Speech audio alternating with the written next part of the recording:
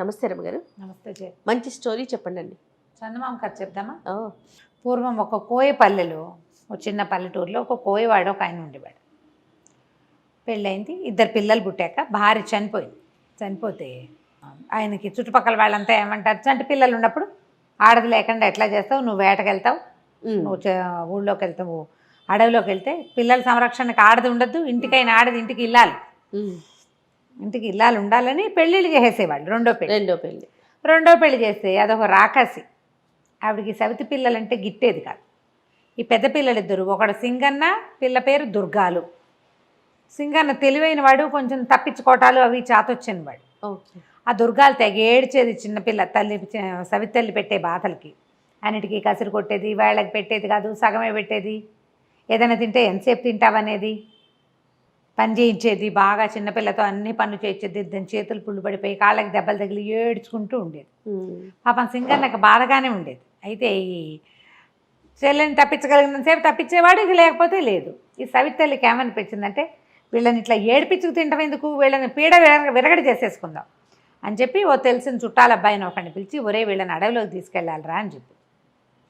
పిల్లాడికి ఏం చెప్పింది, మనకి మందులు ఏవో కావాలి, మందులు నూరుకోవాలి, ఆ మందులకి కావాల్సిన మొక్కలు అడవిలో ఉంటాయి, పనివాడు వస్తాడు, నువ్వు వాడితో వెళ్ళు అని చెప్పింది. నువ్వు ఒకటే ఏం పోతావు, చెల్లిని కూడా తోడు తీసుకెళ్ళు అని చెప్పి చెల్లెల్ని కూడా పంపించింది. పిల్లాడు ఇదేదో ఎత్తేస్తుంది అనుకుని వాడు ఆడుకునే కాయ ఇవి ఉంటాయి, రాళ్ళు, గులకరాళ్ళు, ఆటలాడుకునేవి, అన్ని గులకరాళ్ళని జేబులు పోసుకున్నాడు. వెళ్ళే దారిలో ఒకటి వేసుకుంటూ వెళ్ళాడు. ఆ పనివాడు ఏం చేశాడు, అడవిలో ఒక చెట్టు కింద తీసుకెళ్ళి, మీరు ఇక్కడే కూర్చోండి, నేను మళ్ళీ వస్తా, అక్కడెక్కడికో వెళ్ళి ఆ మొక్కలు ఏవో పీక్కొస్తానని ఇంకో దారి గుండా వెళ్ళిపోయాడు.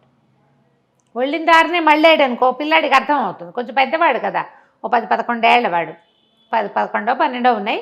పిల్లకు ఒక 7 ఏళ్ల పిల్ల, 6-7 ఏళ్ళు ఉంటాయి. ఆ నుంచి ఈ పిల్లాడు ఏం చేశాడు, కొంచెం చీకటి మసలేసరికి ఓహో వీడు వదిలిపెట్టి వెళ్ళిపోయాడని ఈ రాళ్ళు వేసాడు కాదు, ఇవి ఒక్కొక్క రాయిని వెతుక్కుంటూ, రాత్రికి వెన్నెల్లో కొంచెం మెరుస్తున్నాయి వేసిన రాళ్ళు, తను వేసిన వాటిని వాడు గుర్తుపడతాడు కదా, రోజు ఆడుకునే గులకరాళ్ళు, ఆ దారి వెంబడే నడుచుకుంటూ ఇంటికి వెళ్ళిపోయాడు. చీకటి పడలేక ఇంటికి వచ్చిన పిల్లల్ని చూసి రుసరుసలాడిపోయింది సవితి తల్లి. ఏదో తిట్టింది. ఒక 4 రోజులు గడిపాక మళ్ళీ ఇంకొకరిని కేకేసింది. అయితే ఈసారి ఏం చేసింది, సమయం ఇవ్వాల. పిల్లాడికి ముందు రోజే చెప్పింది అనుకో, వాడు ఏదో ఒక ఏర్పాటు చేసుకుంటాడు వెనక్కి వచ్చేయటానికి. అప్పటికప్పుడు నువ్వు వెళ్ళమని పంపిస్తే వీడేం చేశాడు, వాళ్ళ అమ్మ ఆవిడేం చేసింది, పిల్లడికి రొట్టెలు ఒత్తి, మాడిపోయిన రొట్టెలు అంత బెల్లము ఇచ్చింది. వీడేం చేశాడు, ఆ రొట్టెలు చిన్న చిన్న ముక్కలు చేసి వెళ్ళే దారిలో వేసుకుంటూ వెళ్ళాడు. కానీ అక్కడికి వెళ్ళాక ఆ రెండో పనివాడి పిల్లల్ని అక్కడ వదిలిపెట్టి ఎటో పోయాడు. ఇక రాల. వీడు రొట్టెలు వెతుక్కుంటూ వెనక్కి వద్దాం అనుకున్నాడు. కానీ అడవిలో ఈ రోడ్ల మీద పురుగులు, చీమలు అవి ఇవి ఉండవు, తినేసినాయి. రొట్టెలు కాస్త ముక్కలన్నీ పిండి అయిపోయి ఎవరిది వేడి దారిని పట్టిన అవి పోయినాయి. దారి కనపడలా. ఇకేం చేస్తాడు, వెతుక్కుంటూ ఈ చెల్లెల్ని వెంటేసుకుని ఏవో 2 కాయలు ఏవో కనపడితే ఆ 2 కాయలు, బెల్లం ముక్క ఒకటి ఉంది, బెల్లం ముక్క పెట్టి చెల్లెలకి తినిపించాడు. వాడు నడవడం మొదలుపెట్టాడు. వెళ్ళగా కొంచెం వెన్నెల రాత్రులు వాడికి ఒక పెద్ద దేవాలయం ఒకటి కనపడింది. దేవాలయం నిండా సజీవ శిల్పాల్లాగా ఉన్న బొమ్మలు ఉన్నాయి. ఏమిటో సరే ఏమన్నాడు, చెల్లెల్ని కొంచెం గట్టెక్కించి నుంచోబెట్టి దాని మీదగా ఏవో చెట్లు కనపడుతున్నాయి, పైకి ఎక్కితే వెలుతురు బాగా కనపడుతుంది, ఇంటికి దారి కూడా కనపడుతుంది, నువ్వు ఇక్కడే నుంచో అని ఆ గోపురం మీదకి ఎక్కాడు. ఎక్కేసరికి అలా అన్ని బొమ్మలు, మనుషుల బొమ్మలు ఉన్నట్టే ఉన్నాయి. అవి ఎక్కి ఓ పక్క నుంచి ఓ చెట్టు ఏదో ఇట్లా వాలి ఉంది ఆ గోపురం మీదకి. దానికి నిండా కాయలు కనపడుతున్నాయి. పిల్లాడు ఏం చేశాడు, ఆకలిస్తుంది, మధ్యాహ్నం ఎప్పుడో తిన్న అన్నం పాపం, ఆ రొట్టెలు తినలేదు, ఇంత బెల్లం ముక్క నోటేసుకుని అంత బెల్లం చెల్లెలకే పెట్టేశాడు. కాయ ఒకటి పట్టుకు లాగబోయాడు. కాయ కోసేసరికి గంటలు గణ మోగిపోయినాయి ఆ దేవాలయంలోకి. కాయ కోయగానే మోగేసరికల్లా ఆ దేవాలయం లోపల నుంచి ఒక గూడల్లి ఉంది. ఒక ఆవిడ బయటకు వచ్చి, ముస్సిలి మామ, అయ్యో ఎవర్రా పిల్లలు, ఏమిట్రా, ఎక్కడి నుంచి వచ్చారా అని కేకేసుకుంటూ వచ్చింది. కింద నుంచున్న 6-7 ఏళ్ల చిన్నపిల్ల, పైన ఎక్కిన కొంచెం పుష్టిగా ఉన్న పిల్లవాడు కనపడేసరికల్లా కేకేసింది, రండ్రా మా నాయనే అడవిలో తిరుగుతున్నారా, దారి తప్పిపోయారా, రండి అని లోపల తీసుకుపోయింది. చక్కగా సుష్టుగా అన్నం పెట్టింది. పప్పు కూర అన్నీ వేసుకుని శుభ్రంగా తిన్నారు. తెల్లవారు లేచి మా ఇంటికి వెళ్ళిపోతామవ్వా అని చెప్పాడు. అలాగేరా అంతకంటేనా అంది. కానీ తెల్లారి లేవలా సింగన్న. తెల్లవారేసరికల్లా ఒక గూడు లాంటి దాంట్లో ఎలా ఉందంటే అది ఒక జైలల్లే ఉంది, గుహల్లే ఉండి జైలల్లే ఉంది. మంచానికి వేసి తాళ్ళకేసి కట్టేసి ఉన్నాడు వాడు. ఏ మంచం మీద పడుకున్నాడో ఆ మంచం మీద తాళ్లతో కట్టేశాడు. అయ్యో, తను జైల్లో ఉన్నట్టు అర్థమైంది వాడికి. తల తిప్పి చూస్తే కనపడుతోంది. ఏం చేస్తాడు? మంచం మీద పడి ఉన్నాడు. చెల్లి లేదని బాగా ఇదైపోయాడమ్మో, చెల్లి ఏమైపోయిందని. అది మాత్రం అటు ఇటు తిరుగుతోంది. దాన్ని కట్టేలా దీనికి ఇంతలా తాళం వేశారు ఈ జైలుకి. అక్కడి నుంచి ఆ పిల్లతోటి ఆ పని ఈ పని అన్ని పనులు చేయించేది ఆ ముసలిది. చెల్లెలు తన్నయ్య లేకుండా బయటికి పారిపోయి అదేం చేస్తుంది? అదే అంత ధైర్యం లేదు. పైగా పిరికి పిల్ల, అన్నిటికీ ఏడుస్తుంది అది. అన్నయ్య ఇక్కడే ఉన్నాడు కాబట్టి అక్కడక్కడే తిరుగుతోంది. దానికో ముద్ద పెట్టేది. అక్కడి నుంచి వీడికి మాత్రం తిండికి లోటు లేదు. ఒక పూట ఏం చేసింది, మర్నాడు ఆ మంచం నుంచి గోడదీసి చేతులు కట్టేసి ఆ గోడ కానించి కూర్చోబెట్టింది. వాడు అక్కడక్కడే తిరగచ్చు కానీ జైలు నుంచి బయటికి రాకూడదు. రోజు మంచిగా వంట చక్కగా చేసి వీడికి తినిపిస్తుంటే సరే బాగానే చెల్లెలే పట్టుకొచ్చేది. ఏం చేసావు పని, ఇవాళ నువ్వేం తిన్నావు, నువ్వు ఎక్కడికి వెళ్ళావు అంటే అది చెప్పేది. ఆ పని చేసా, ఈ పని చేసా, అక్కడ తిరిగా ఇక్కడ తిరిగా, అవి తిన్నా అని అన్నయ్యకి అన్నం పెట్టేది తీసుకొచ్చి. రోజు చెల్లెలే మోసుకొచ్చేది. 3 రోజులకు ఒకసారి ముసలిది వచ్చి, ఏదిరా అబ్బాయి నీ చేతివేళ్ళు నాకు అందించు అని అడిగేది. అది కొంచెం చీకటిగా అనిపించేది. చేతివేళ్ళు బయటకు పెడితే ఆ చేతిని ఇలా నొక్కి చూసి ఇంకా బలవలా అనేది. వీడేం చేశాడు, ఇదేదో ఎత్తేసిందని ఆ లోపల అంతా చీకటిగా ఉందిగా, అటు ఇటు చేతులు కదిపి చూస్తే ఏవో ఎండు కట్టెలు పుల్లలు చాలా ఉన్నాయి. ఓ పుల్ల తీసి సన్నగా ఉన్నదాన్ని ఏదైనా నీ చెయ్యని దిచ్చు అనగానే ఆ పుల్లని దించడం మొదలుపెట్టాడు. ఆ ఎండు పుల్ల నొక్కి చూసి ఇంకా బలవలేదు అనేది. సరికి ఇది ఏదో చేస్తోందని అనిపించింది. అయితే ఏం చేస్తుంది, దుర్గాలు ఉందిగా పిల్ల, అటు ఇటు తిరుగుతూ అది చెప్పింది. అన్నయ్య ఇవాళ ముసలిమామ ఏం చేసిందో తెలుసా, పెద్ద పొయ్యి ఉంది లోపల, ఎక్కడో లోపల గదిలో పొద్దున పేడ మోసుకెళ్తోంది.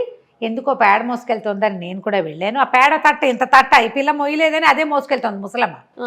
పెద్ద పొయ్యి ఉంది, పొయ్యి అంతా అలికింది నున్నగా, కింద మంట పెట్టాలి దానికి, పైన ఇంత పెద్ద మూకుడు ఉంది.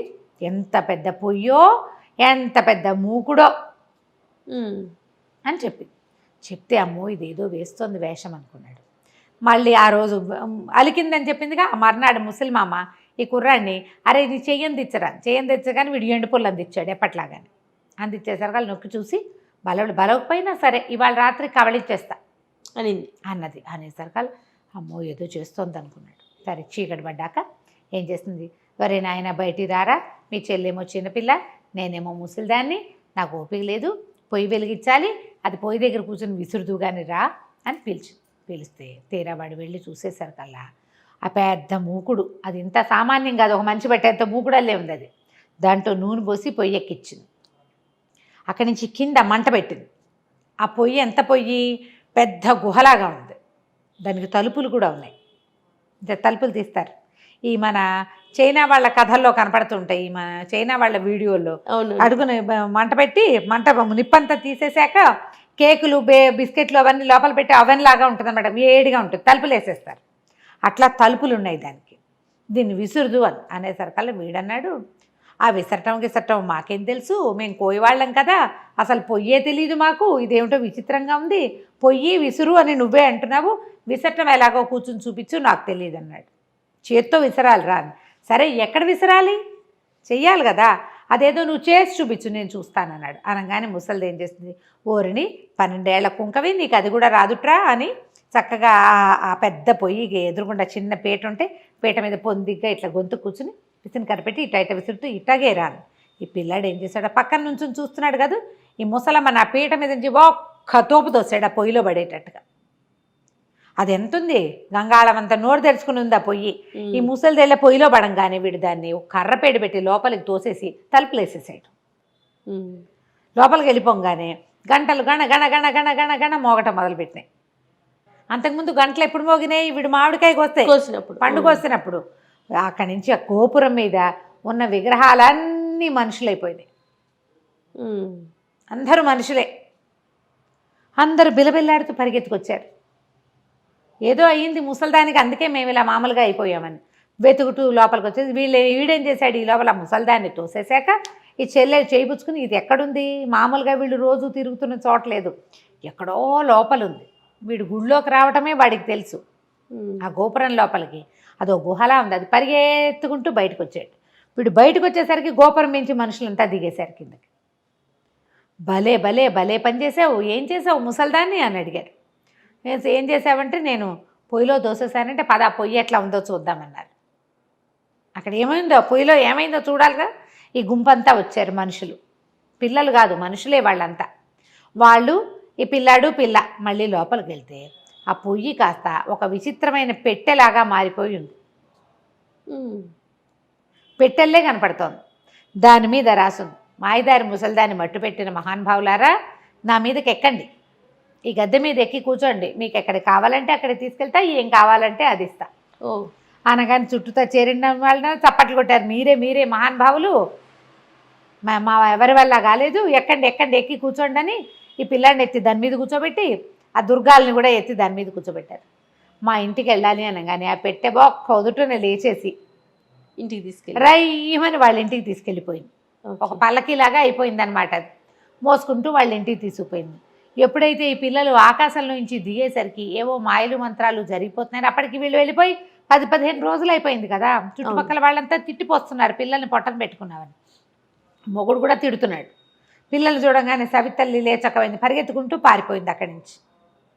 తండ్రి పిల్లలిద్దరిని కావలించుకున్నాడు. చచ్చిపోయారు అనుకున్నాను రా నాయన, ఎలా తిరిగి వచ్చారంటే జరిగిందంతా చెప్పారు. ఆ పెట్టె ఏది అడిగితే అది ఇస్తుంది.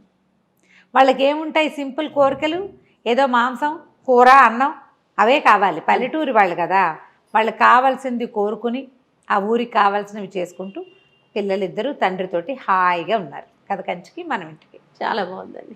నమస్తే రమ్మగారు. చిన్న కథ కదా. నమస్తే రమ్మగారు. నమస్తే చేయ రమ్మగారు, ఏదైనా ఒక మంచి స్టోరీ చందమామ కథ చెప్తాం. అలాగే. ఒక ఊళ్ళో భార్య భర్త కాస్త పెద్దవాళ్ళు. ఊళ్ళో ఏదో చిన్న వ్యవసాయం ఉంది. 3 అబ్బాయిలు వాళ్ళకి. అయితే ఒక పట్టణానికి ఆనుకునే ఉన్న పల్లెటూరు. సాధారణంగా అట్లా ఉంటే పిల్లలకు ఉద్యోగాలు వచ్చినా వాళ్ళు తిరుగుతూ ఉంటారు. అవును. తిరుపతి లాంటి ఊళ్ళలో అప్ అండ్ డౌన్ చేసి పల్లెటూళ్ళకి వెళ్ళే వాళ్ళు ఎంతమంది కనపడతారు. ఇప్పుడు మా చిట్టుగూడూరులో కూడా అంతే, పందరెళ్ళి బెజవాడెళ్ళి ఉద్యోగాలు యూరు పామరు వెళ్ళేవాళ్ళు. ఇది ఏముంది బస్సు ఎక్కి వెళ్తాం, ఏదో బండి వేసుకెళ్తాం అలా భావిస్తారు. అవును, సహజంగా అంతే కదా. ఊళ్ళో అయితే ఏదో ఇంటద్దు ఉండదు, కరెంటు ఖర్చులు తక్కువగా ఉంటాయి, మరి కూర నార అన్నీ ఉంటాయి, ఫ్రెష్ పాలు, ఫ్రెష్ నీళ్లు, ఫ్రెష్ గాలి, ఎన్ని ఆలోచిస్తారు. పైగా అమ్మ నాన్న అలవాటైపోయిన ఇల్లు. ఇలా ఆలోచించుకుని ఈ పిల్లల్లో ఒక అబ్బాయి ఏమో కొంచెం టౌన్ దాకా వెళ్ళకుండానే ఓ పాల సంఘంలో ఉద్యోగం ఒకడికి, టౌన్లో ఊరి చివరి ఉద్యోగం ఇంకొకడికి, ఓ వ్యాపారస్తుడి దగ్గర హెల్పర్గా ఉన్నాడు ఇంకొకడు. ఓకే. 3 అబ్బాయిలకి పెళ్ళిళ్ళు చేశారు. ఒకళ్ళ తర్వాత ఒకళ్ళు కోడళ్ళు వచ్చారు. వరుసగా 3 కోడళ్ళు ఊళ్ళోనే ఉంటున్నారు. ఇల్లు పెద్దదే వాళ్ళది. ఇల్లు పెద్దది, ఎవరి గదులు వాళ్ళకు ఉన్నాయి. వంట కలిసి చేసుకోవాలి, కలిసి పనులు చేసుకోవాలి. మా అత్త మామ ఏం చేసేవాళ్ళు, ఇంట్లో సవరించడానికి ఆడపిల్లలు ఉన్నారు కదా కోడళ్ళు. సాయంకాలం 4 దాటంగానే మెల్లిగా ఇద్దరు లేచి ఫలహారం చేసి గుళ్ళోకి పోయేవాళ్ళు. గుళ్ళో సాయంకాలం దేవుడి దర్శనం చేసుకుని స్నేహితులతో వాళ్ళతో వెళ్తూ మాట్లాడుకుని పురాణ శ్రవణం చేసి హారతి అందుకుని 7 గంటలు దాటాక కొడుకులు కూడా అప్పుడే టౌన్ నుంచి పట్టణం నుంచి వస్తుంటే వాళ్ళ ముగ్గురితో కలిసి వీళ్ళిద్దరు కూడా ఇంటికి నడిచి వచ్చేవాళ్ళు. చీకటి పడ్డాక పిల్లలు తోడొచ్చేవాళ్ళు అనమాట. అట్లా ప్రతిరోజు అత్తమామ వెళ్ళిపోయేవాళ్ళు. ఈ 3 కోడళ్ళకి సాయంత్రం ఏవో కొన్ని పనులు ఉంటాయి. ఆ పనులు అయిపోయాక ఇంకేముంది ఆసమా ఓసమా కబుర్లు చెప్పుకుంటారు. అది పెద్ద పెరడు, విశాలమైన ఇల్లు, ఒక పెద్ద ప్రహరీ. దూరంగా వచ్చేవాళ్ళని చూసి వీళ్ళు మాటలు మానేసి పనిలో కూడా పడచ్చు. ఓకే. వీళ్ళు కబుర్లు చెప్పుకుంటున్న సంగతి పక్కింటి వాళ్ళకి గిక్కింటి వాళ్ళకి కూడా తెలియదు. ఇల్లు ఊళ్ళల్లో ఇల్లు పెద్ద పెద్దవి, అవును, దొడ్లు పెరళ్ళు విశాలమైనవి కదా. 3 కూర్చుని కబుర్లు చెప్పుకునే వాళ్ళు. ఇంక ఎన్నాళ్ళు పల్లెటూరులో పడి ఉంటాము అనిపించేది. పోనీ 7 కాపురం పెడతామంటే మొగుళ్ళు ఒప్పుకోరు. అసలు పట్టణంలో ఉద్యోగం, పట్టణంలో కాపురం పెడతాడని చేసుకున్నాను పెళ్ళి. ఈయనేమో తీసుకొచ్చి ఈ ఊళ్ళో పడేశాడు, తను మాత్రం తిరిగి వస్తాడు రోజు కులాసాగా. అలా అనిపిస్తుంది. రోజు బయటికి వెళ్ళే మగవాళ్ళని చూస్తే ఆడవాళ్ళకు ఒక మంటగా ఉంటుంది. వీళ్ళు వెళ్తున్నారు కదా అనిపిస్తుంది. అదే కాదు, ఉద్యోగస్తులైన ఆడవాళ్ళకి కూడా ఈ తిప్పలు ఉంటాయి. రోజు ఆఫీస్కి వెళ్తాం మనం, ఎప్పుడైనా ఆదివారం బయటకు వెళ్తే రోజు తిరుగుతావుగా, ఈ ఒకరోజు ఇంట్లో ఉండొచ్చు కదా అలా మాట్లాడతారు. రోజు వెళ్ళేది ఎవరు తిరుగుతారు? ఆఫీసులకి ఉద్యోగాలకి వెళ్ళాలంటే ఆ హైరాన్లో పోతారు. ప్రపంచాన్ని ఎంజాయ్ చేసే పరిస్థితి ఉండదు. అవును. కానీ అలా అనిపించదు ఇంట్లో ఉండే వాళ్ళకి. ఈ కోడళ్ళు ముగ్గురు ముక్కులు మూతులు విరుచుకున్నారు, మాట్లాడుకున్నారు, సణుక్కున్నారు, గందరగోళ పడ్డారు. పడ్డాక ఎట్లా అగైనా సరే అత్తమామనేచ్చి వీళ్ళని మనతో ఉంచుకోకూడదు అనేలాగా చెయ్యాలి. ఓహో. ఏం చేద్దాం? ఇప్పుడు పోట్లాడామనుకో మొగుళ్ళు ఒప్పుకోరు, ఉమ్. వేరుపడదామనుకో వాళ్ళు ఒప్పుకోరు. పైగా పుట్టింటి వాళ్ళు పిలిచి పంచాయతీ పెట్టిస్తారో ఏం పాడో. పైగా ముగ్గురు చెప్తే ముగ్గురు చెడ్డైపోతారు, ఎవరో ఒకళ్ళు చెప్తే ఆ ఒకళ్ళు చెడ్డవుతారు. ఎట్లా? బాగా ఆలోచించారు. ఈ తోడుకోడల్లో ఇద్దరు కజిన్స్ కూడా. ఓకే. అందుకని అట్లా కాదు ఇట్లా కాదని ఒక వారం 10 రోజులు సుదీర్ఘంగా ఆలోచించి ఒక డెసిషన్కి వచ్చారు. అత్తగారు పని చెప్తుందా, పని చేయకుండా మానేద్దాం అనుకున్నారు. పని చేయకుండా మానేస్తే మొగుళ్ళు ఒప్పద్దు. ఉమ్. సాయంత్రం వచ్చేసరికల్లా మీ ఆవిడేమీ చెప్పిన పని చేయట్లేదురా అని చెప్తుంది అత్తగారు. అప్పుడు ఎట్లా? అందుకని చెప్పిన పని చెయ్యాలి, చేయకూడదు కూడా. ఓహో.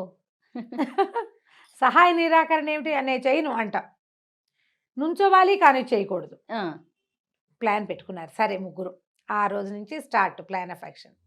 ఆవిడ అమ్మాయి పొయ్యి వెలుగుతుందో లేదో చూసి రావే అంటే చూస్తుంది, వస్తుంది. ఉమ్. వెలుగుతుందో లేదో చెప్పదు. చూసి రమ్మన్నారు, అంతే అయిపోయింది. అక్కడి నుంచి మామగారికి అన్నం పెట్టుంటే అన్నం ఒకటి పెడతారు కంచంలో, పప్పు కూర పులుసు ఏం వేయరు, అన్నం చెప్పారు అంతే. అంతే. అక్కడి నుంచి కూర మాడుతుందేమో చూసిరామంటే చూసొస్తుంది. తిప్పటం గిప్పటం ఏం లేదు. ఏమీ లేదు. అన్నం దించేవే ఉడికిపోయి ఉంటుందంటే అన్నం దించి పక్కన పెడుతుంది, పొయ్యి ఆర్పదు. అది కదా పద్ధతి. ఉమ్. అన్నం దించి పక్కన పెట్టాక మిగిలిన కూరలు అన్నీ అయిపోతాయి, అన్నం తర్వాత వండుకుంటారు. కూర పులుసు వండేసి చివరికి అన్నం కాసండి ఎక్కిస్తారు వేడి వేడి అన్నం కోసం. అది దించి నిప్పులు ఇవసరికి లాగి నీళ్లు చల్లేసేయాలి. అదేం అది చేయలేదు. లేదు. ఇల్లు అలకవే అంటే అలుకుతుంది అంతే. ఊడవ్వే అంటే అన్ని గదులు ఊడ్చి పోగో చోట పెడుతుంది. పోగెత్తు అంటేనే ఎత్తుతారు, లేకపోతే ఎత్తరు.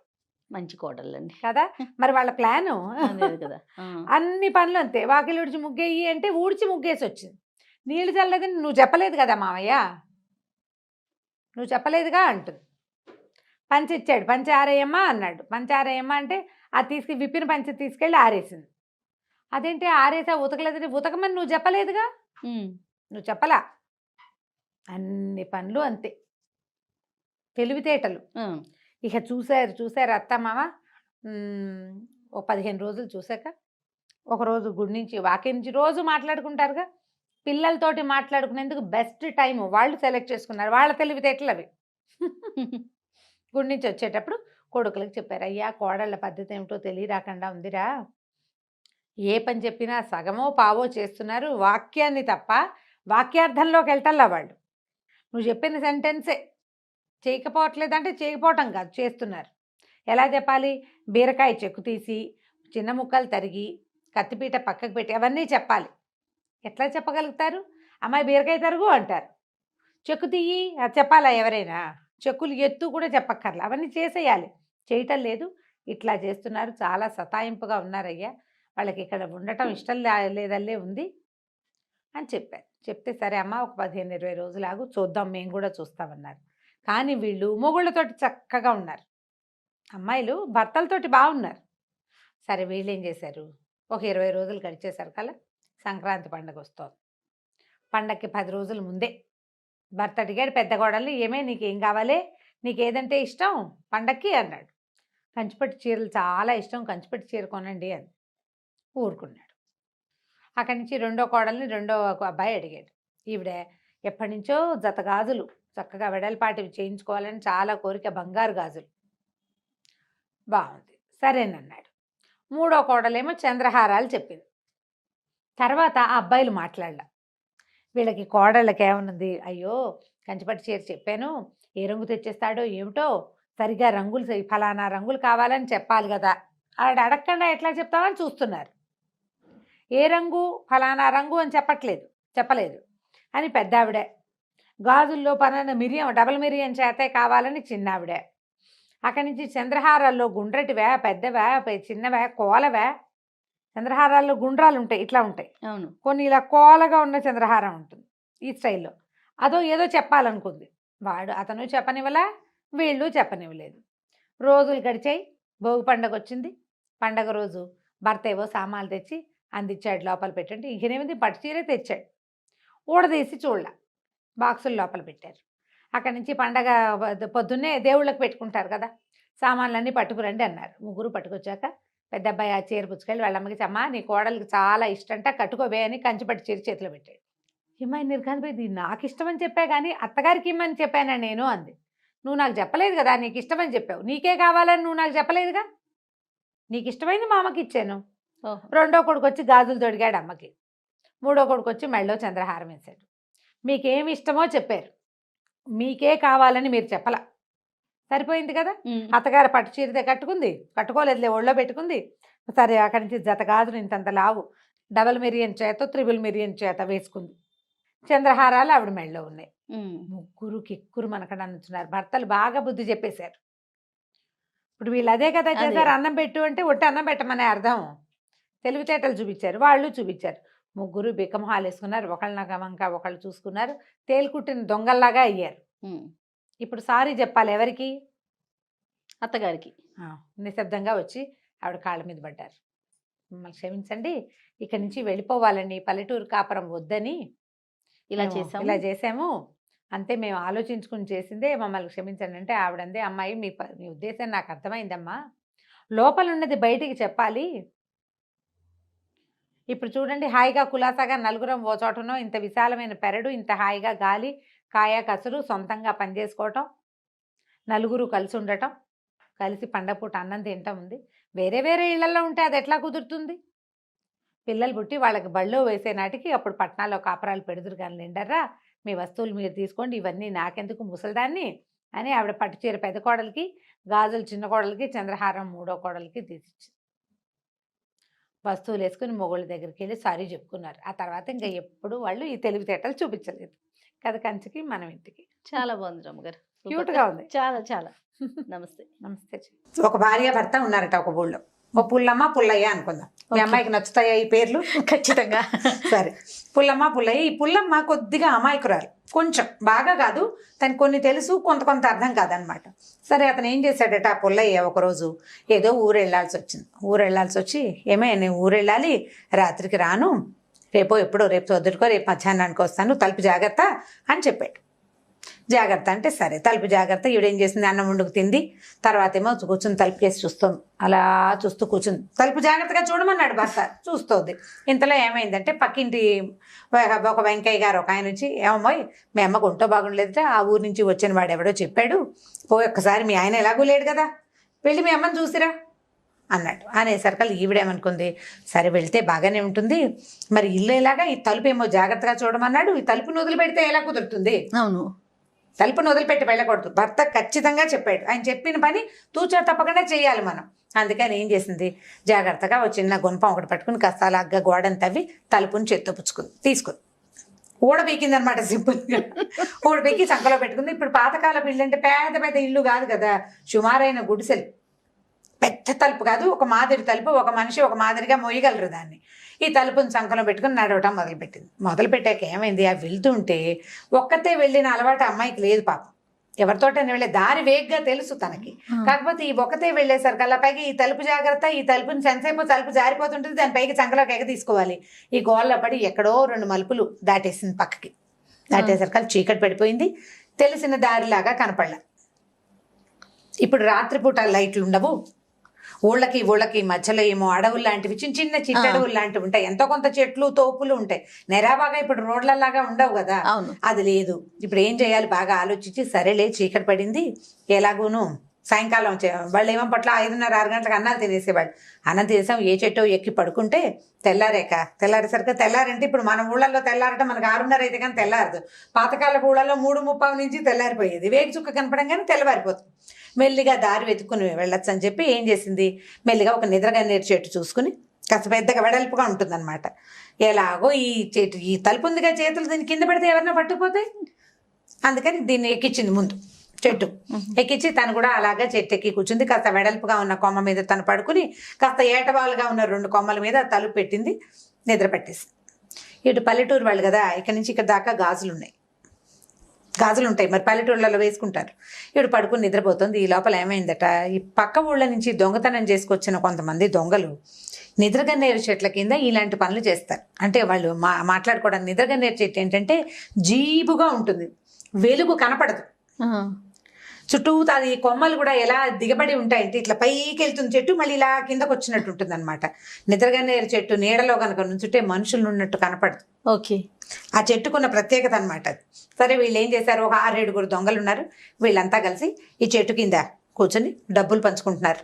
ఏదో చిన్న వెలుగులో, అంటే ఒక అలవాటైన ఆలోచనతోటి పంచుకుంటున్నారు అనమాట. పెద్ద నోటు, చిన్న నోటు, పెద్ద కాసు, చిన్న కాసు లెక్కలు. ఈ లోపల ఏమైంది, పైన పడుకుంది కదా, వీడికి బాగా చల్లగాలికి మంచి గాఢంగా నిద్ర పట్టేసింది. అలాగే చెయ్యి తీసి ఈ తలుపు మీద వేసింది. వేసేసరికి చేతులు గాజులు గల్లు మన్నాయి. ఏంట్రా ఏదో గల్లుమని శబ్దం వస్తుంది, విన్నారు వీళ్ళు. అక్కడి నుంచి కాళ్ళకి కడియాలు పాంజేబులు ఉన్నాయి. ఊళ్ళల్లో కనపడుతుంటాయి ఇప్పుడు కూడా. ఒక కడియ ఉంటుంది లావపాటి బోలుది, కింద పట్టి ఉంటుంది. ఇవి రెండు ఒకదానికొకటిగా తగిలినప్పుడు ఒక సౌండ్ మామూలు గజ్జల శబ్దం కాదు, అదొక టంగు శబ్దం వస్తుంది అనమాట. డిఫరెంట్ మోత, కడియాల మోతే డిఫరెంట్గా ఉంటుంది. ఇది ఒక టంగు, ఈ గల్లు రెండు వినిపించినాయి. ఈ లోపల ఏమైంది, వీడికి కాస్త గాలికి మెలకు వచ్చింది. మెలకు వచ్చి నిద్రలో మనుషులు ఎలా ఆవలిస్తారు అంటే సంస్కృతిగా నాగరికంగా ఆవలించరు, అని పెద్దగా నోరు తెరిచి ఆవలిచ్చింది. ఆవలింత, గాజులు, కడియాలు, ఈ మోతలన్నిటితోటి ఏదో దయ్యం రోయి, మనమేమో చేరింది నిద్రగన్నేరు చెట్టు, ఏదో ఉంది పైన వీళ్ళు బెదిరే లోపల ఏమైంది, ఈ అమ్మాయి మంచి ఆవలింత తీసింది, గబుక్కుని పక్కకి తిరిగి పడుకోపోయింది. తనేమో వెడల్పాటి కొమ్మ మీద పడుకుంది, ఏటవాళ్ళ కొమ్మ మీదేమో తలుపు చల్లబెట్టి పెట్టింది. ఈ చెయ్యి దానికి తగిలేసరికల్లా ఆ చెక్క కాస్త బోర్లబడి కిందకు వచ్చేసింది. ఢామని పడిపోయింది కిందకి. ఓహో. పడంగానే ఏదో పడింది, చచ్చాను రా దేవుడా అని ఈ దొంగలు కాస్త తలా ఒక దిక్కుకి పారిపోయారు. వాళ్ళు తెచ్చిన మూట ఈ తలుపు చెక్క కింద ఉండిపోయింది. ఆవిడకి మెలకు రాలేదు, చల్లగాలి నిద్రతోటి. సరే తెల్లారేసరికి మెలకు వచ్చింది. 3:30-4 చూసుకుంది. తలుపు చెక్కేది, ఓ అమ్మాయో ఎవరో పట్టుపోయారనుకుని గబగబా చెట్టు దిగింది. చూస్తే కింద ఉంది చెక్క. ఈ తలుపు చెక్క ఎత్తేసరికల్లా కింద మూటలు కనపడ్డాయి. కనపడేసరికల్లా ఏమిటో మూటని ఆ మూట చంకలో పెట్టుకుంది. మెల్లిగా తలుపుచ్చుకుని బయలుదేరింది. ఈ వెళ్ళగా ఏమైంది, తెల్లవారే టైంకి ఆ అమ్మాయికి భర్త ఎదురొచ్చాడు. ఆయన వచ్చేస్తున్నాడు, పని అయిపోయింది, పొద్దునే వస్తానని చెప్పాడు కదా, పొద్దున మధ్యాహ్నం వస్తానన్నాడు. ఇదేమిటో ఇదే వచ్చావు, ఈ తలుపు ఏమిటంటే, నువ్వే కదటయ్యా తలుపు జాగ్రత్తగా చూడమన్నా అంటే, నీ బొందా నేను చూడమన్నది అది కాదు, తలుపు జాగ్రత్తగా వేసుకోమన్నాను, నువ్వు ఆ మాట చెప్పలేదంటుంది ఈవిడ. నువ్వు చెప్పలేదు కదా, జాగ్రత్త నాకు, అందుకని చేత్తో పుచ్చుకొచ్చాను. సరే ఈ మూట ఏమిటంటే, ఈ మూట ఇక్కడ దొరికింది, తలుపుకి కింద కనిపించిందని చెప్పింది. చెప్పేసరికల్లా వీళ్ళు ఏమనుకున్నారు, ఇప్పుడు ఇంత బంగారపు వస్తువులు ఉన్న మూట ఊరు పట్టుకెళ్తే ఎట్లా, ఆ ఊరేమో పల్లెటూరు. సరే పక్కనున్న జమీందారు గారి ఇంట్లో అప్పచెప్దామని చెప్పేసి ఈ తలుపు చెక్కని నెత్తి మీద పెట్టుకున్నారు భర్త గారు. ఈవిడ ఈ మూట మోసుకుంటూ పోయారు ఇద్దరు కలిసి. వెళ్ళేసరికల్లా ఏమైంది, ఆయన తెల్లబోయాడు. ఈ తలుపు మోసుకురావటం ఏమిటి, ఇవేం తెలివితేటలు, మన ఊళ్ళలో ఆడాళ్ళకి ఇంతంత తెలివితేటలు ఉంటున్నాయని వాళ్ళందరూ నవ్వారు. ఈ మూట చూసేసరికల్లా సరే ఊడ తీశారు. తీస్తే బోలెడని నగలు దాంట్లో. అక్కడి నుంచి చిన్న మూటలతోటి చాలా డబ్బులు కూడా కనపడ్డాయి. అంటే ఎవరో వ్యాపారస్తుడు అయి ఉండాలి. అంటే ఈ రోజుకి ఈ లెక్క అని లెక్కలు రాసి పెట్టుకుంటారు. తర్వాత తనఖా వ్యాపారులు ఉంటారు. ఆ రోజుకి వచ్చిన వస్తువును మూటగట్టి రసీదులు పెట్టుకుంటారు. ప్లాండ్ గా పెడతారు కదా, అట్లా ప్లాండ్ గా ఉన్న చాలా మూటలు. అక్కడి నుంచి బోల్డంత బంగారం, పెద్ద మూటలతోటి డబ్బులు కనపడ్డాయి. కనపడేసరికల్లా ఆ రోజట ముందు రోజు రాత్రి ఆ ఊళ్ళో ఉన్న సుబ్బిశెట్టి గారని ఒక శెట్టి గారింట్లో పెద్ద దొంగతనం అయితే మొత్తం ఊడ్చుకుపోయారు దొంగలు. ఆయన అక్కడ లబోదిబోమని ఏడుస్తున్నాడు. ఈ లోపల నగర పాలకుడు వచ్చాడట, ఆ ఊరి పాలకుడు. ఆ సుబ్బిశెట్టి గారింట్లో దొంగలు పడ్డారు అయ్య గారు అని చెప్పడానికి. ఒరే ఏవో నగలు వచ్చినాయి, ఈ అమ్మాయి ఎవరో పట్టుకొచ్చింది, తెల్లవారుజామున దొరికినాయట, ఇవి అవి ఒకటేనా చూడమంటే ఆ సుబ్బిశెట్టి గారిని పిలిస్తే ఆయన మూట ఉడదీసి మొత్తం బంగారం అంతా సేమ్ వాళ్ళ ఇంట్లో ఏం పట్టుకెళ్లారో అదంతా ఇక్కడ ఉంది. వీళ్ళ దగ్గర లిస్టులు ఉంటాయి, తనఖా వ్యాపారస్తుల దగ్గర విడిగా పుస్తకం రాసి పెట్టుకుంటారు కదా, పుస్తకాన్ని దీన్ని సరిపోల్చి చూసుకుని వాళ్ళ ఇంట్లో పోయిన ప్రతి రూపాయి ఈ మూటలో ఉందని తెలుసుకున్నారు. ఇన్నేళ్ల నుంచో దొంగతనాలు చేస్తున్నారు. ఫస్ట్ టైం వాళ్ళు దొంగతనం చేసిన వస్తువు వీళ్ళకి దొరికింది అనమాట. సరే అక్కడి నుంచి ఆ వస్తువులన్నీ సుబ్బిశెట్టి గారు ఇచ్చారు, ఆయన వాళ్ళకి ఇచ్చేశారు. ఇచ్చేస్తే ఆయన ఏమన్నాడు, బంగారు తల్లి నువ్వు ఎక్కడ మంచిదానివమ్మ, ఇవన్నీ నువ్వు చేత్తో పుచ్చుకుపోయినా మీ ఊళ్ళో మీరందరూ పనిచేసుకున్నా నాకు తెలిసేది కాదని ఆ అమ్మాయికి కడియాలు అందులో అన్ని కొత్త వస్తువులు ఇచ్చారు. ఆ వస్తువు ఉన్న మూటలో నుంచి తలా ఒక వస్తువు ఇచ్చి బంగారం శుభంగా వెళ్ళిరామా, నీ తలుపు జాగ్రత్త నా అదృష్టానికి వచ్చింది అని చెప్పి పంపించారు. ఈ జమీందారు గారు ఇంత బుద్ధిమంతరాలు అమ్మాయి, దొరికిన వస్తువులు అది పట్టుకురావటం అక్కడ భర్త కూడా ఒప్పుకున్నాడు కదా, ఇద్దరు కలిసి మూట పుచ్చుకుని పారిపోకుండా వేరే రాజ్యానికి వెళ్ళిపోతే వీళ్ళని అడిగేవాళ్ళే లేదు. అందుకని ఆయన కూడా చాలా మెచ్చుకుని ఏదో కొంత డబ్బిస్తే వీడు ఊళ్ళో అంతకుముందు వీళ్ళకి ఏం లేదు పాపం, 2 ఎకరాల పొలం కొనుక్కుని హాయిగా సంతోషంగా ఉంది. నమస్తే రమగారు. నమస్తే రమగారు, ఏదైనా సరదాగా చిన్నగా ఉండి కథ ఏదైనా చెప్పుకుందామా? ఉల్లికాడల కథ చెప్తాం మనం. ఉల్లికాడలు బాగుందండి పేరు. ఉల్లికాడల పేరు బాగుంది కదా. ఊర్మిళ అని ఒక అమ్మాయి, దానికి చాలా నిదానస్తురాలు, మెతకది. కొంచెం భయస్తురాలు కూడా. అలాంటి ఊర్మిళని చిరంజీవి అని ఒక చిన్న ఉద్యోగస్తుడికి చిరుద్యోగికి ఇచ్చి పెళ్లి చేశారు. లేటెస్ట్ కథ రమ్మగారు. అంతే అయి ఉంటుంది. 60లో రాయబడింది. అప్పుడే పేర్లు బాగున్నాయి. బాగున్నాయి, చూసావు ఎంత బాగా పెట్టారు. రామయ్య, సుబ్బమ్మ అలాంటి కథలు మీ అమ్మాయి ఎంతసేపు పోట్లాడుతుంది. వెంకయ్యమ్మ కాకుండా ఎంత మంచి పేర్లు పెట్టారో. పేర్లు అంటే గుర్తొచ్చింది. ఇప్పుడు ఒక విషయం చెప్తా. ఈ మధ్య పేర్లని తమాషాగా పెట్టుకుంటున్నారు కదా, అసలు దానికి ఏం అర్థం పడతాం. ఇష్యు ఉష్యు బస్సు 2 అక్షరాలు 1 అక్షరం అవే పేర్లు. ఒక అమ్మాయి ఎవరో పెట్టింది, రామచంద్ర అని పెట్టుకున్నారు బాబుకి పేరు. అదేం పేరు అంటున్నారు అందరూ. రామచంద్ర పేరుకి తక్కువ అమ్మ. ఎంత మంచి పేరు, ఎంత మంచి పేరు, ఎంత చక్కటి పేరు. అసలు రామ అని పిలుచుకోవచ్చు కదా. అదే కదా పుణ్యం పురుషార్థం. మీ పేరుందనా? నా పేరు లేకపోతే ఎవరైనా పిలవడానికి రామ అని పిలిస్తే ఎంత మంచిది. అద్భుతం కదండి కదా. నా పేరు ఉంటే ఏమి, నా పేరుతోటైనా బోళ్ళంత భుక్తి వస్తాయి. అప్పుడు నాకే రావాలి రమ్మగారు. ఎన్నిసార్లు పిలుస్తాను నేను రమ్మగారు రమ్మగారు రమ్మగారు. మరి నువ్వు సీఈఓ అవ్వలేదు. మీ పేరు పిలిచే, నా పేరు పిలిచి కాదు, నా పేరు పిలవడం వల్ల వచ్చే ప్రయోజనం భగవంతుడి అనుగ్రహంతోనా. లక్ష్మీదేవి అనుగ్రహించింది. నేను థ్యాంక్ యూ సో మచ్. చెప్పలేకపోతాం కదా. అంతే కదండి. భగవంతుని నామస్మరణప్పుడు ప్రత్యేకించి పిలవకుండా వ్యక్తుల ద్వారా పిలిచే అవకాశం కదా. అందుకే మనం దేవుడి పేర్లు పెట్టుకుంటాం. జయ అమ్మాయికి చాలా ధైర్యం చెప్పా, ఏం పర్వాలేదు, పెద్దయ్యాక పిల్లాన్ని అందరూ ఏడిపిస్తారేమో అని బాధపడుతోంది. అమ్మాయి బాధపడుతోంది. ఎందుకు బాధపడతావమ్మా, చక్కటి పేరు, ఎంచక్క చాలా మంచి పేరు పెట్టుకున్నావని. చాలా బాగుంది. ఈ వీడియో అమ్మాయికి నేనే పెట్టాలి స్వయంగా. పెట్టేయండి అమ్మగారు. చక్కటి పేరు. ఒకవేళ ఈ పేరు బాగోలేదు అన్న వాళ్ళు ఎవ్వరు మనుషులుగా పరిగణించడానికి కూడా పనికిరారు. Oh my God. ఇది బాగోలేదంటారా జయ ఎవరైనా? పైగా ఎవరి పేరు వాళ్ళ ఇష్టం కదా. దీనికి అర్థం లేకపోతే ఆలోచించాలి. పరమార్థం కలిగిన పేరు కదా, పలకటానికి ఎంత బాగుందిగా ఉంది కదా. చక్క రామని పిలుచుకోవచ్చు, చంద్ర అని పిలుచుకోవచ్చు, రామచంద్ర అని పిలుచుకోవచ్చు. రామచంద్ర ఎంత బాగుంది అసలు. అనడానికే ఎంత బాగుందో చూడు, మనసు నిండిపోయేలాగా. ఏమిటో బాగులేదు ఇదేం పేరు అని ఎవరైనా అడుగుతారా దాన్ని? అంతే కదా. చాలా బాగుంది రమ్మగారు, నిజంగా బాగుంది. ఆవిడకి చెప్పండి. అదే కదా. సరే, ఓకే. అయితే ఊర్మిళ చిరంజీవి పెళ్లి చేసుకున్నారు. అయితే ఈ చిరంజీవి పరమ అసహనం, మహాకోపిష్టి, దురుసు, ఏదో చేసేవాడు ఉద్యోగం. ఒకరోజు ఏం చేశాడు, ఉల్లికాడలు పట్టుకొచ్చి పైవి ఆకులు కత్తిరించి, ఆకులు దుంపలు కత్తిరించేసే. బాగుందిగా, బాగుంది. సరే, అమ్మాయి ఆ మూగుడు ఏం చెప్పినా సరే సగమే వింటుంది.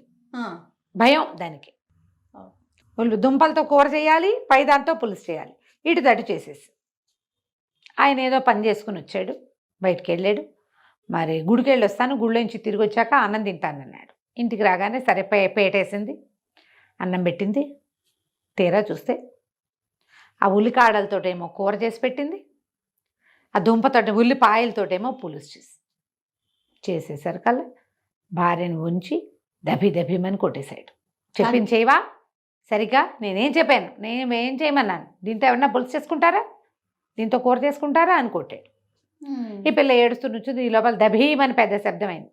ఎవడో అటక మీద నుంచి ఒక దొంగ ఎప్పుడో దాక్కున్నాడు. సాయంకాలం ఆ పిల్ల దొడ్లో పని చేసుకుంటుంటే వాడి ఇంటికి వచ్చి అటక మీద దాక్కున్నాడు. దూకాడు. దూకి అక్కడి నుంచి చిరంజీవిని పెడరెక్కలు విరిచిపట్టేసుకున్నాడు. ఇంట్లో ఉన్న డబ్బు, నగ, నట్ర అన్నీ ఇస్తావా ఇవ్వవా అని. ఏం చేస్తాడు, తాళ్ళ చెవులు ఇచ్చేయమన్నాడు. అప్పటిదాకా భార్య మీద ప్రతాపం చూపించాడు.